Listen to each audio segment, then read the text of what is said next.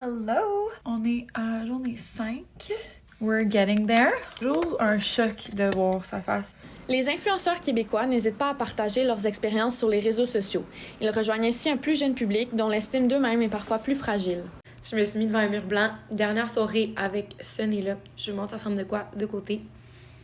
Il y a à peu près 6 mois, j'ai fait des démarches pour faire une chirurgie esthétique, une rhinoplastie en Turquie. On s'est demandé si le fait de voir des TikTok de personnes ayant eu recours à la chirurgie plastique pouvait influencer d'autres à faire la même chose. Personnellement, ça ne m'a pas affectée parce que je suis une personne qui est capable d'avoir une opinion tranchante dans la vie. J'ai une bonne confiance en moi, mais je peux croire que d'autres personnes de notre génération fortement peuvent être influencées. On est tout le temps exposé à des standards de beauté qui sont un petit peu irréalistes à atteindre. Ça nous met tellement une grosse pression pour les atteindre, puis on se rend compte qu'on n'est pas nécessairement capable de le faire. La chirurgie esthétique a augmenté de 20 % au Québec depuis le début de la pandémie.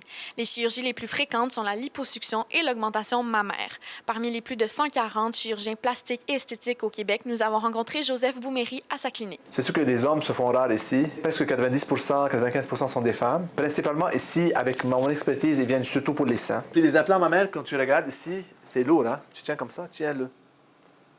Il est lourd. Oh, quand même, hein? Oui. Ce ne sont pas que les influenceurs qui parlent de leur expérience sur les réseaux sociaux.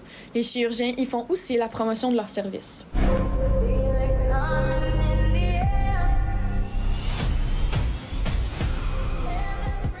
Joseph Bouméry utilise Instagram et y voit des avantages, notamment pour que les femmes qui ont eu recours à la chirurgie puissent partager leurs expériences avec d'autres. Elles peuvent ensuite choisir un service qui leur convient. D'un côté, c'est bien. D'un autre côté, ça influence trop, surtout les jeunes adolescentes, pour les lèvres, pour les chirurgies. C'est un peu trop exagéré. C'est sûr qu'il y a de l'influence pour plus de gestes médicaux, esthétiques ou chirurgicales esthétiques. Les réseaux sociaux sont des lieux d'échange et la chirurgie esthétique crée beaucoup de questionnements et de réactions chez les utilisateurs de la plateforme. C'est sûr que pour certains qui ont déjà des fragilités avec leur image corporelle, de voir que les chirurgies plastiques sont rendues tellement accessibles, j'ai l'impression que c'est juste un peu promu comme étant une solution qui est rapide. Comme de dire, ben est-ce que maintenant, au lieu de travailler un petit peu sur moi, d'essayer d'apprendre à m'accepter, d'essayer de faire ces efforts-là avant, ben c'est accessible pour moi. Il y a plein de monde autour de moi qui le font. Je le vois sur Instagram, il y a des filles à qui je m'identifie qui sont au Québec, qui le font, ben moi aussi, je pourrais le faire. Le fait que moi, je l'ai faite, ça a aussi comme ouvert la porte. Moi, j'ai des amis qui, après ça, qui ont fait comme, tu sais, si Noémie, elle le fait, peut-être que, tu sais, moi aussi, je pourrais le faire. Les experts rencontrés s'entendent pour dire que tout dépend des raisons pour lesquelles les personnes ont recours à des chirurgies.